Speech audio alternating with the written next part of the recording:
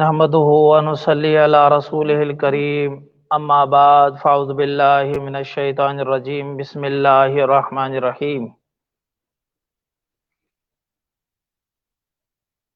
قال الله تبارك وتعالى في القرآن المجيد والفرقان الحميد اعوذ بالله من الشيطان الرجيم بسم الله الرحمن الرحيم اذ هما في الغار اذ يقول لصاحبه لا تحزن ان اللہ معانا صدق اللہ العلی العظیم۔ معزز سامعین کرام، آج کی گفتگو کا عنوان ہے حضرت صدیق اکبر رضی اللہ تعالی عنہ اور ان کی شان۔ شاعر نے کیا خوب کہا ہے، اللہ نے زینت بخشی ہے افلاک کو روشن تاروں سے، اللہ نے زینت بخشی ہے افلاک کو روشن تاروں سے، اسلام نے رونق پائی ہے محبوب خدا کے یاروں سے، ہوتے ہیں خفا کیوں سن کر پوچھو ان اغیاروں سے، ہوتے ہیں خفا کیوں سن کر پوچھو تو ذرا ان اغیاروں سے، تعریف صحابہ کی ثابت ہے قرآن کے 30 پاروں سے۔ معزز سامعین کرام، حضرت صدیق اکبر رضی اللہ تعالی عنہ وہ شخصیت ہیں کہ جن کے بارے میں ایک صحابی نے حضور صلی اللہ علیہ وسلم سے پوچھا کہ یا رسول اللہ، ابو درداء رضی اللہ تعالیٰ عنہ نے ایک جنگ پہ جانے لگے تو انہوں نے حضور سے پوچھا کہ اللہ کے رسول، آپ کے نزدیک سب سے زیادہ محبوب کون ہے؟ فرمایا حضرت عائشہ۔ کہا کہ وہ مردوں میں، کہا اس کے والد۔ تو حضرت ابوبکر صدیق رضی اللہ تعالیٰ عنہ وہ شخصیت ہیں کہ جن کو اللہ تبارک و تعالیٰ نے دنیا میں سب سے پہلے اسلام قبول کرنے کا مقام عطا فرمایا۔ مردوں میں جو سب سے پہلے اسلام قبول کیا وہ حضرت صدیق اکبر رضی اللہ تعالیٰ عنہ تھے، اور وہ صرف غار یار ہی نہیں جس کا تفصیل سے ہم ذکر کریں گے، یہ وہ یار ہیں جو بچپن میں بھی حضور صلی اللہ علیہ وسلم کے ساتھ تھے۔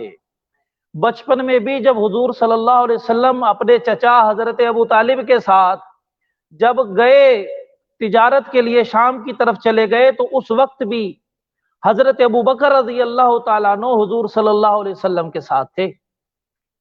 اور جب وہاں پر ایک راہب سے ملاقات ہوئی، حضور اقدس صلی اللہ علیہ وسلم کے چہرے انور کو دیکھ کر اس نے یہ بتایا کہ یہ جس میں مجھے نبوت کی نشانی ملتی ہیں اس کو واپس بھیج دو۔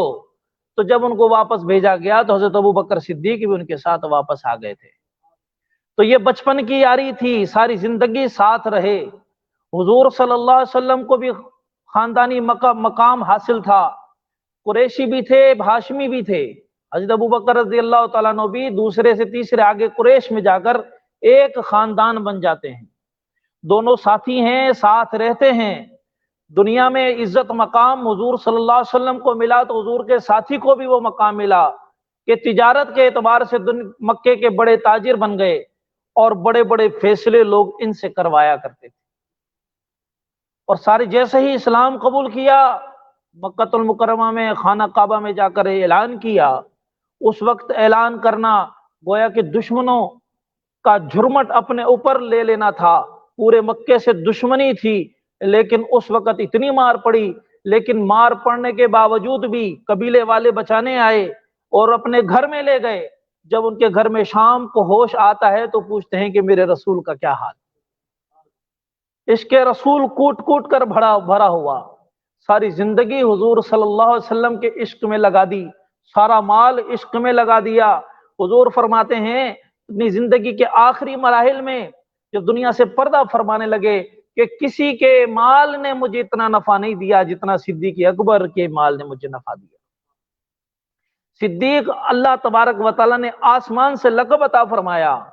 جب حضور معراج پہ جاتے ہیں اور جا کر پھر ایسی ایسی باتیں دنیا میں آ کر بتاتے ہیں کہ بیت المقدس میں گیا، میں نے جنت کی بھی سیر کی، میں جہنم کی طرف بھی مجھے دکھلایا گیا۔ اب ساری باتیں کرنے کے بعد اسی رات کو میں واپس بھی آ گیا تو مکے کے لوگ انکار کرنے لگے۔ انہوں نے کہا کہ بس اب موقع ہے ابو بکر کو پکڑنے کا، اب اقرار کر کے دکھائے کہ بھئی ایک آدمی یہاں سے اتنا 1500 کلومیٹر سے زیادہ کا سفر ایک ہی رات میں کرے، پھر واپس آ جائے، پھر آسمانوں پر سفر کرے، یہ وہ موقع ہے جہاں پر صدیق کے پاس کوئی دلیل نہیں ہوگی۔ اب صدیق سے ابو بکر سے جا کر پوچھتے ہیں، ارے بتاؤ اب کیا کہتے ہو؟ چلو تم اپنے نبی کی باتیں کرتے تھے، اب جا کر انہوں نے پوچھا کوئی آدمی ابو بکر ایسے ہو سکتا ہے ایک دن میں جائے؟ ابو بکر رضی اللہ تعالیٰ عنہ تجارت کرنے والے تھے، پورے علاقے میں سفر کرنے والے تھے، سفر کا بھی پتا تھا، مشقتوں کا بھی پتا تھا، وقت کا بھی پتا تھا۔ پوچھا کہ کوئی ایک آدمی یہاں سے بیت المقدس جاتا ہے، وہاں پر جانے کے بعد پھر وہاں سے آسمانوں پر جاتا ہے، پھر آسمانوں سے واپس آتا ہے، پھر واپس اپنے گھر میں ایک ہی رات کے اندر آ جائے، کیا ایسا ممکن ہے؟ قربان جائے صدیق اکبر رضی اللہ تعالیٰ عنہ پر ایسا جواب دیا کہ کمال کر دیا، آسمان سے صدیق کا لقب ملا، اور فرمانے لگے جس کا مفہوم ہے کہ اگر یہ میرے رسول نے بات کی ہے تو 100% سچی ہے۔ خدا کی قسم آج دن میری آنکھیں دیکھ رہی ہیں کہ سورج سامنے ہے، دن ہے، اگر اللہ کا رسول کہہ دے کہ یہ رات ہے تو میں یقین کے ساتھ قسم اٹھا کر کہنے کے لیے تیار ہوں کہ ابو بکر کی آنکھیں جھوٹ بول سکتی ہیں، اللہ کا رسول جھوٹ نہیں۔ وہ صداقت، وہ مقام، حضور کے ساتھ مسلسل مشقت کے دن، حضور کے ساتھ جہاں حضور دعوت پہ جاتے، حضور حضرت علی رضی اللہ تعالیٰ عنہ ساتھ ہوتے، چھوٹے بچے ہوتے تھے، حضرت ابو بکر ساتھ ہوتے تھے۔ اللہ تبارک و تعالیٰ نے جس طریقے سے حضرت ابو بکر کو اور صفات عطا فرمائی تھی، نسب ان کو بڑے یاد ہوتے تھے، کون کس قبیلے کا ہے، کس کا بیٹا ہے، وہ اس سے بڑا کس کا، اس کا باپ کا کیا نام تھا، اس کے دادے کا کیا نام تھا۔ اب حضور ساتھ جاتے، حضرت علی ان کو بلا کر لاتے، حضرت ابو بکر ان سے ملتے اور کہتے یہ تمہارے بھائی ہیں، یہ ہاشمی ہیں، یہ قریشی ہیں، تم فلاں قبیلے کے ہو، تمہارا باپ یہ تھا، تمہارا دادا جا کر وہاں پر اس نسب میں حضور سے جا کر ملتا ہے، یہ تمہارے اس طریقے سے رشتہ دار ہیں، ایک اچھی بات کرنے والے ہیں، تم ذرا سن لو۔ ساری زندگی کہیں پر حضور کو بھی تکلیف، جب حضور کو تکلیف آتی تو حضور کے یاروں کو بھی تکلیف آتی، اس طرح دعوت کا سلسلہ چلاتے رہے۔ اور صدیق اکبر رضی اللہ تعالیٰ عنہ ہی ہیں کہ جن کے ہاتھ پہ حضرت عثمان رضی اللہ تعالیٰ عنہ مسلمان ہوئے، حضرت عبد الرحمن بن عوف رضی اللہ تعالیٰ عنہ مسلمان ہوئے، حضرت زبیر بن العوام رضی اللہ مسلمان ہوئے، حضرت سعد بن ابی وقاص رضی اللہ تعالیٰ عنہ مسلمان ہوئے، حضرت طلحہ مسلمان ہوئے، حضرت عثمان ابن مظعون مسلمان ہوئے، حضرت عبیدہ ابن جراح مسلمان ہوئے، حضرت ارقم ابن ابی ارقم مسلمان ہوئے۔ کتنے ان میں سے وہ صحابہ ہیں جو عشرہ مبشرہ ہیں جن کو اللہ تبارک و تعالی نے اسلام حضرت صدیق اکبر رضی اللہ تعالیٰ عنہ کے ذریعے عطا فرمایا۔ ان میں سے ہر ایک کی ایک اپنی داستان ہے، اپنے انہوں نے ان کے کارنامے ہیں، اپنی ان کی فتوحات ہیں، اسلام کے لیے قربانیاں ہیں۔ یہ سارے کے سارے وہ اولو العزم بڑے صحابہ ہیں کہ جن کو اللہ تبارک و تعالیٰ نے صدیق اکبر رضی اللہ تعالیٰ عنہ کے ذریعے اسلام عطا فرمایا، اور پھر یہ اسلام میں بھی اس مقام پر پہنچے کہ پوری دنیا ان کی عظمتوں کی گواہ ہے۔ اسی طریقے سے حضرت عثمان کی، حضرت ابو بکر کی پوری زندگی 13 سال مکے کی مشقت برداشت کی، شیب ابی طالب میں 3 سال حضور کے ساتھ رہے، پھر جب مکے والوں کی سختیاں شروع ہو گئیں تو اللہ تبارک و تعالیٰ نے حضور کو ہجرت کا حکم فرمایا کہ آپ ہجرت کر لیجئے۔ ہجرت کرنے کا موقع آیا تو حضور صلی اللہ علیہ وسلم نے حضرت علی رضی اللہ تعالیٰ عنہ کو اپنے بسترے پر سلایا، کیونکہ مکے کے لوگ حضور صلی اللہ علیہ وسلم کی نبوت کا اگرچہ اقرار نہیں کرتے تھے، حضور صلی اللہ علیہ وسلم کو صادق، امین، سچا پھر بھی مانتے تھے، امانت دار مانتے تھے، اپنی امانتیں حضور کے پاس رکھا کرتے تھے۔ حضرت علی رضی اللہ تعالیٰ عنہ کو فرمایا علی تم میرے بسترے پر سو جاؤ۔ حضور کو پتہ بھی لگ گیا کہ یہ کفار اب شہید کرنے والے ہیں، ان کے نعوذ باللہ قتل کا ارادہ ہے۔ قربان جائیں شیر خدا کی بھی ہمت پر کہ 100 تلواروں کا پتہ تھا آ کر قتل کریں گے، حضور کے حکم پر جان نثار کرنے کے لیے حضور کے بستر پر جا لوٹے، اور پھر فرمایا کہ جا کر لوگوں کی امانت لوگوں کے حوالے کر کے مجھ سے آ کر قباء میں یا وہاں مدینے میں ملنا۔ हजरत अली रजी अल्लाह तआला अन्हु फरमाते हैं कि जब मैं वहां पर सोया, वहां पर रहा, खुदा की कसम मुझे इतना ज्यादा यकीन था कि कोई क्या दुनिया की कोई ताकत मुझे तकलीफ नहीं दे सकती, क्योंकि अल्लाह के रसूल ने मुझे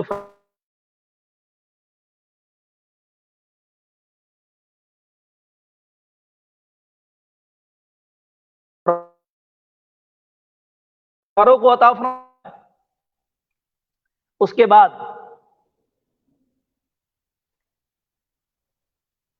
हजरत सिद्दीक अकबर को हुजूर सल्लल्लाहु अलैहि वसल्लम फरमाया कि हमने कहीं चलना है। पहले ही बता दिया था कि हमें वहां पर कहीं पर सफर के लिए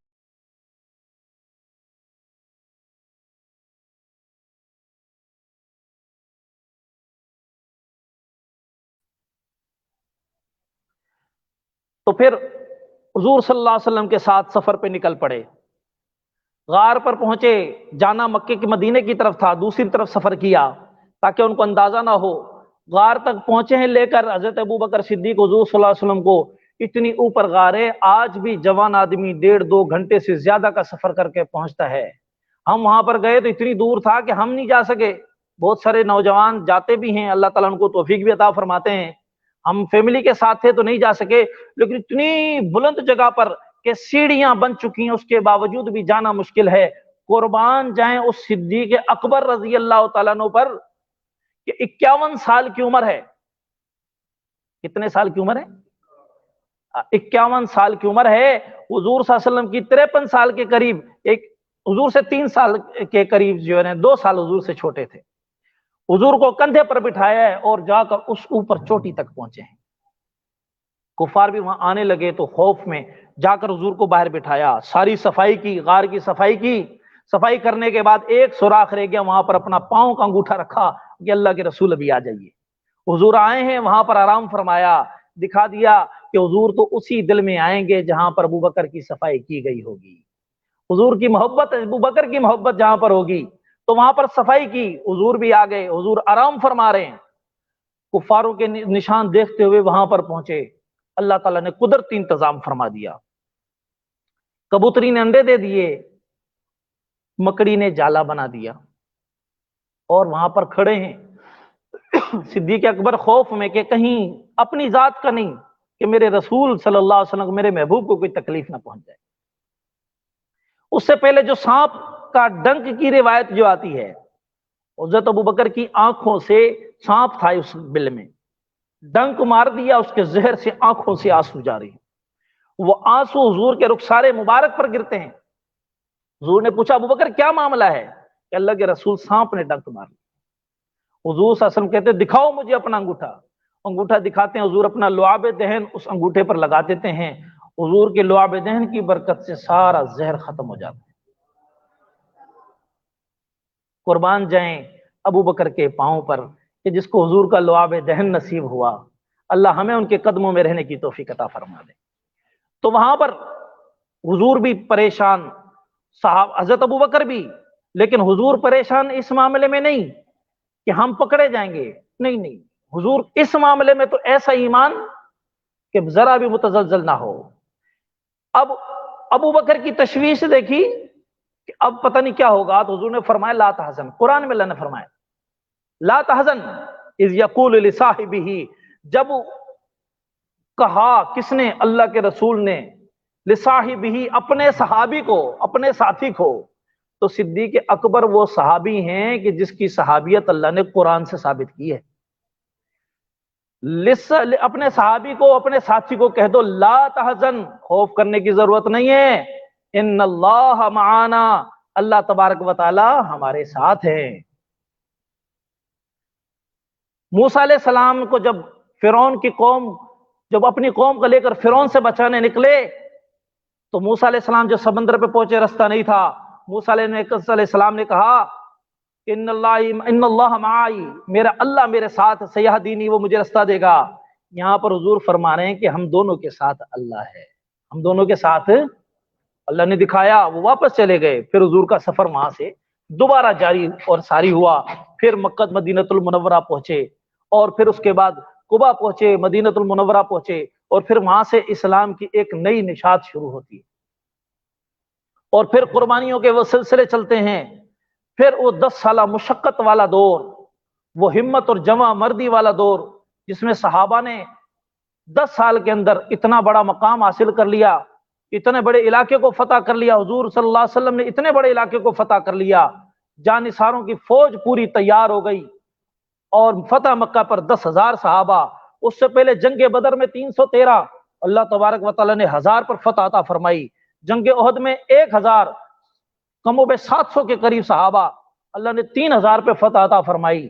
اس کے بعد جنگ خیبر ہوئی، اس میں اللہ تعالیٰ نے فتح عطا فرمائی، صلح حدیبیہ میں اللہ نے فتح عطا فرمائی، جنگ احزاب 10,000 لوگ مسلمانوں کے خلاف آ گئے، چھوٹے سے مدینہ منورہ میں 3000 صحابہ، اللہ نے وہاں پر فتح عطا فرمائی، خیبر میں اللہ نے فتح عطا فرمائی، پھر مکہ المکرمہ جب جا رہے ہیں اللہ تبارک و تعالیٰ نے 10,000 صحابہ عطا فرمائی۔ اب یہ سلسلہ چلتا رہا، یہ قربانیاں ان کی چلتی رہی، اور حضور صلی اللہ علیہ وسلم کی محبت اور قربانیاں ان کے آخر میں جب حضور صلی اللہ علیہ وسلم دنیا سے پردہ فرما گئے، پوری امت پریشان، پوری امت غمگین ہے، اس وقت امت کے اندر انتشار، اس وقت ایک آدمی جو اللہ کے رسول سے بے انتہا محبت کرتا تھا، جب دیکھو کسی صحابہ کہتے ہیں کہ ہم میں سے کسی میں ہمت نہیں ہوتی تھی کہ حضور کے چہرے انور کی طرف دیکھیں، ایک صدیق اکبر ہوتے تھے جو ہمیشہ حضور کے چہرے کی طرف دیکھا کرتے تھے۔ پوچھا گیا آپ کو دنیا میں سب سے زیادہ پسند کیا ہے؟ اللہ کے رسول ایک تو میری یہ پسند ہے کہ میری بیٹی آپ کے نکاح میں، یہ مجھے مقام حاصل ہے، ایک مقام ہے کہ میرا مال ہو، میرا رسول خرچ کرتا رہے، تیسرا یہ کہ حضور کا چہرہ ہو، ابو بکر اس کو دیکھتا رہے، یہ محبت تھی ان کی۔ جب دنیا سے چلے گئے تو اس وقت حضور صلی اللہ علیہ وسلم کی ذمہ داری کو سنبھالا، جب حضور دنیا مسجد نبوی کے برابر میں حضور کا گھر ہوتا تھا، اسی طرح کھڑکی کی طرح دروازہ کھلا ہوتا تھا، حضور نے حکم دیا کہ جب نہیں آ سکتے تھے کہ مرو ابا بکر فلیصلی بالناس، ابو بکر کو کہو کہ جا کے لوگوں کو نمازیں پڑھائے۔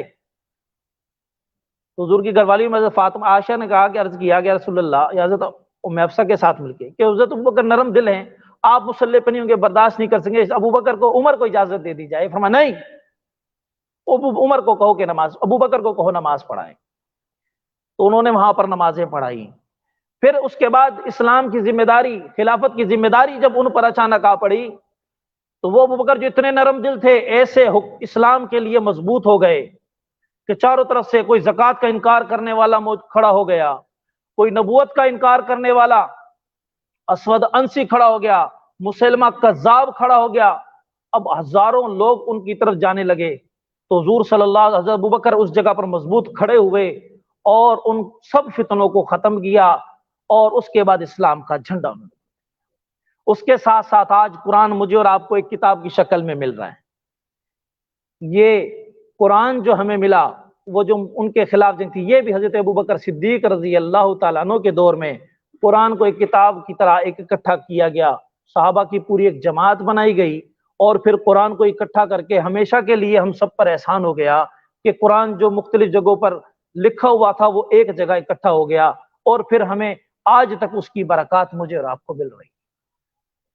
تو یہ صحابہ کی قربانیاں، ان عظیم شخصیات کی قربانیاں ہیں، اور حضرت علی رضی اللہ تعالیٰ عنہ، حضرت محمد ابن حنفیہ جو حضرت علی رضی اللہ تعالیٰ عنہ کے بیٹے ہیں، فرماتے ہیں کہ میں نے اپنے ابو سے پوچھا ای الناس خیر بعد رسول اللہ، حضور کے بعد سب سے افضل کون ہے؟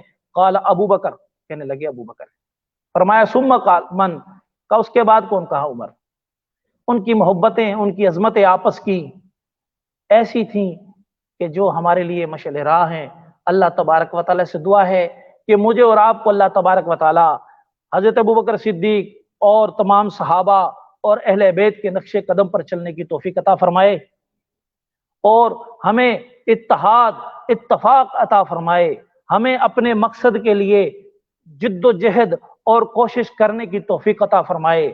ہم سب کا مقصد یہ ہونا چاہیے کہ اللہ تبارک و تعالیٰ کی اطاعت، حکم کی فرما برداری، اور حضور صلی اللہ علیہ وسلم کے طریقے پہ چلتے ہوئے اپنے اسلام، اپنے ملک، اپنے قوم کی ترقی کے لیے جو ہم سے ممکن ہوگا ہم اس کی کوشش کریں گے، ہم ایک بہترین انسان بنیں گے۔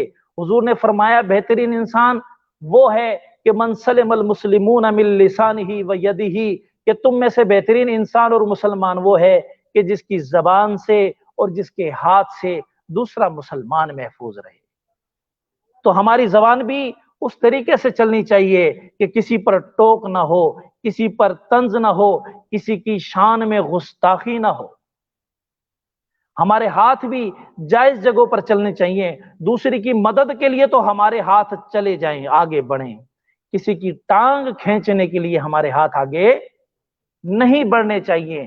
جب یہ سوچ ہوگی، ہمیں یہ فکر تو ہو کہ اگر میں علم کے اعتبار سے اپنے روم میٹ کا، اپنے کلاس کے ساتھی کی مدد کر سکتا ہوں، ہمیں وہ مدد کرنی چاہیے۔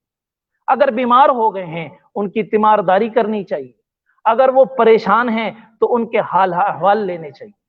یہ وہ اعلیٰ صفاتیں ہیں، یہ وہ اعلیٰ مقام ہیں جو صحابہ کو حضور صلی اللہ علیہ وسلم نے عطا فرمائی۔ ان کی تو ایسی قربانیاں تھیں کہ گھر میں کھانے کے لیے کچھ بھی نہ، جو 2 دن کے بعد کچھ ملا، آگے سے سوال کرنے والا آ گیا، اس کو کھلا دیا۔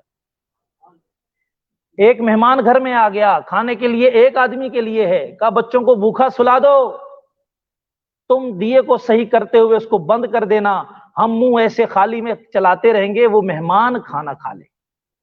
اللہ تعالی ہمیں بھی ایسے ایثار اور قربانی والے جذبے عطا فرما دے، تو ہم ایک بہترین رہبر بنیں گے، بہترین انسان بنیں گے، ہمارے ذریعے یہ دنیا ہی انشاءاللہ ایک جنت کا نظارہ پیش کرے گی۔ اللہ تبارک و تعالیٰ سے دعا ہے اللہ تعالیٰ مجھے اور آپ کو عمل کرنے کی توفیق عطا فرمائے۔ وآخر دعوانا ان الحمدللہ رب العالمین۔ جن حضرات نے سنتیں نہیں پڑھی وہ سنتیں پڑھ لیں۔